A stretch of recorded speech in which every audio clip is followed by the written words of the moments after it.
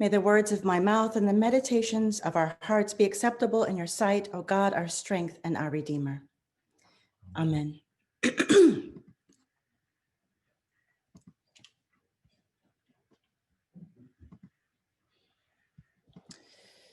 Finally, in this last Sunday of Advent, no lessons about the end time. No lessons about a locust-eating man in a hair shirt. Instead, we have lessons that are lovely, that seem to be less challenging. Or are they? Our lessons today turn our thoughts to the holy liminal space of unknown. New beginnings filled with the spark of God's creativity that are arrived at through difficulties and the power of God. A perfect place for God to live and grow and flourish. One of the lessons appointed for today is about King David reflecting on his life, his blessings, and his need to honor God. As a result of his reflection, he tells the prophet Nathan that he wants to build a beautiful place for the ark of God to rest. I imagine David reflected on all the times he was aware of God accomplishing what seemed impossible. David's intentions were generous. And I think that they were meant to honor God, truly. And they may have been pure. But how also was this idea to make a place for God to live limiting? That's the thing about being human and without the imagination of God. In an attempt to honor or give to God, very often our honoring also includes confining the movement of God, domesticating God, as it were. God hadn't asked for a house or a temple. God was doing just fine being God's self, as if God needs what we can provide. David wanted to build a house for God, but the divine had other ideas. So this is how I like to tell the story. This is my midrash. There was a people who lived in an oppressive society. These were people who had gone through many ordeals, but through it all, they learned to love and be faithful to God. Sometimes difficult lessons, but they learned. These people lived with the tyranny of occupiers, but they had hope that there would be a Messiah, an anointed one from the house of David. David had been a very powerful warrior ruler. David, a man after God's own heart, once wanted to build a house for God, but it was not to be. God had other ideas for David and this hopeful people. They heard that God said, "My ways are not like your ways." God's ideas could not be contained or put in a box.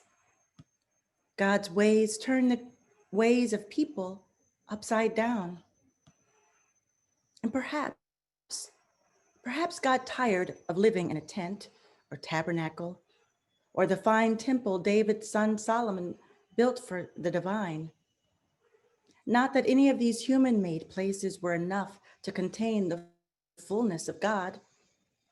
Perhaps it was the power and creativity of inhabiting the praises of her people that inspired God to try something new. The people were waiting and praying for a Messiah to come, to show them the way of freedom.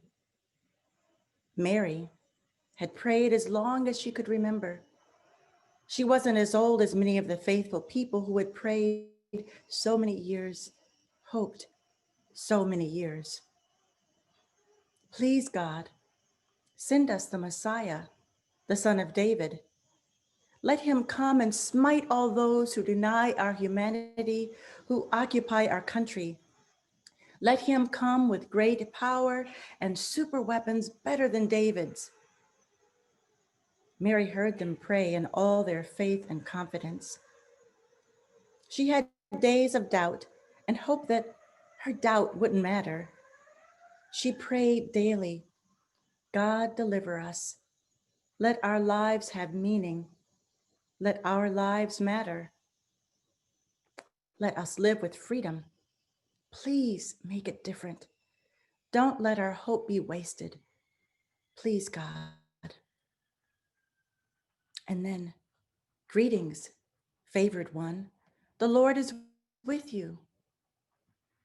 Mary was much perplexed by Gabriel's words and pondered what sort of greeting this might be.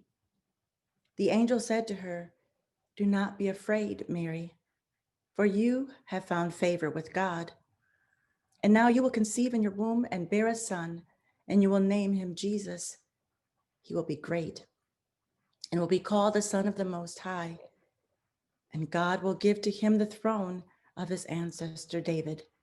He will reign over the house of Jacob forever, and of his kingdom there will be no end. For nothing will be impossible with God." Then Mary said, "Here I am, the servant of the Lord. Let it be with me according to your word." So David finally got his house. And so it was. That holy liminal space of unknown, new beginnings was filled with the spark of God's creativity, which was arrived at through difficulties and the power of God, a perfect place for God to live and grow and flourish. Besides this year, there's only one other year in my life when the Advent excitement of the last Sunday of Advent has felt more real and charged with the dynamic synergy of new beginnings and anticipation. 17 years ago, on December 20th, I was in the hospital marveling at the impossibility of the birth of my Advent baby. 20 hours of waiting, of course, the 9 months before that. But with the birth of our daughter, after hours of studying, writing papers, and arriving at the end of that quarter of seminary, I had never been so relieved to see and feel the gift of a new day and new beginnings. That holy liminal space of unknown new beginnings was filled with the spark of God's creativity and was arrived at through difficulties and the power of God.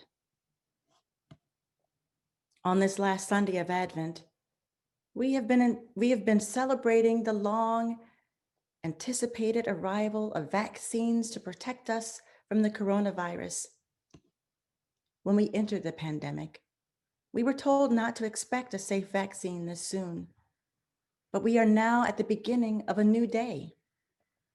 We still have to take precautions, but we are so much closer to being able to be in person with people we love and have missed during our time of being physically distant. An unknown new beginning awaits us. How will we be different? How have we been changed? This holy liminal space of unknown new beginnings is filled with the spark of God's creativity and was arrived at through difficulties and the power of God. This is a perfect place for God to live and grow and flourish. On this last Sunday of Advent in the year 2020, I cannot help but mention the progress we seem to have made as a church and as a nation when it comes to addressing and moving closer to becoming beloved community. In the captivity of COVID restrictions, what seemed impossible is now being named and addressed. That governments would name the reality that white supremacy and racism are a public health emergency is a miracle. The naming and voicing, the commitment to change is just the beginning. An unknown new beginning awaits us. How will we be different? How have we been changed? This holy liminal space of unknown new beginnings is filled with the spark of God's creativity and was arrived at through difficulties and the power of God. A perfect place for God to live and grow and flourish. I hate that there's been so much death and suffering these long months of the pandemic. We have been in this time of longing and anticipation as long as it would take to gestate a child.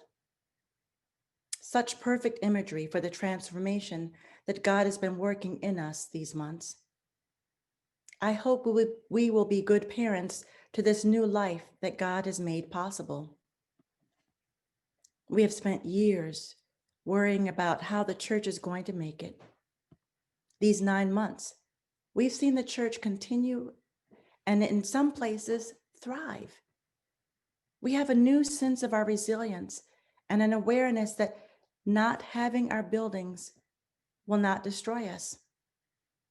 We've learned that not only are we capable of loving our neighbor through great sacrifice, our self-denial can save lives and give us greater clarity about our commitment to follow the way of love. And how we've been strengthened by the sacred texts that have carried God's people through the ages. An unknown new beginning awaits us. How will we be different? How have we been changed? This holy liminal space of unknown new beginnings is filled with the spark of God's creativity and arrived at through difficulties and the power of God. It's a perfect place for God to live and grow and flourish. Beloved, favored ones, God is with us. I pray that as we venture forth into this new time that God has led us to, that we would have the generosity of David and our desire to honor the divine. I pray that we would be like Mary with an unconditional yes to God's invitation to join in the work of reconciliation. May we be emboldened by God's trust in us to be bearers of the word, for nothing will be impossible with God.